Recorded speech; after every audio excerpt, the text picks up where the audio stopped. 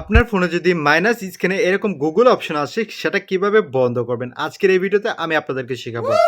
ভিডিওতে লাইক করতে ভুলবেন না, ভিডিওটি শেয়ার করবেন এবং নতুন ভিডিও পেতে পেজটাকে ফলো করবেন, চ্যানেলটিকে সাবস্ক্রাইব করবেন।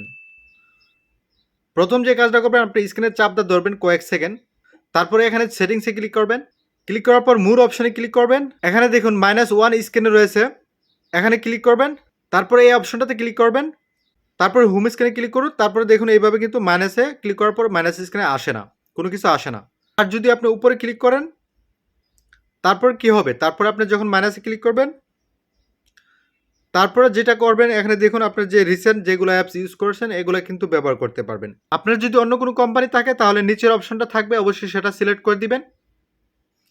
তারপরে হোম বাটনে ক্লিক করেন, এই ঝামেলাটা আর আসবে না। এখন আপনি যে কোনো সফটওয়্যারে যাবেন দেখতে পারবেন, কিন্তু হোম স্ক্রিনে ওই অপশনটা গুগল অপশনটা আর আসবে না।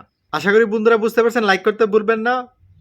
নতুন ভিডিও পেতে পেজটাকে ফলো করবেন, চ্যানেলটিকে সাবস্ক্রাইব করবেন। আজকের মতো এখানে শেষ করতেছি। আল্লাহ হাফেজ।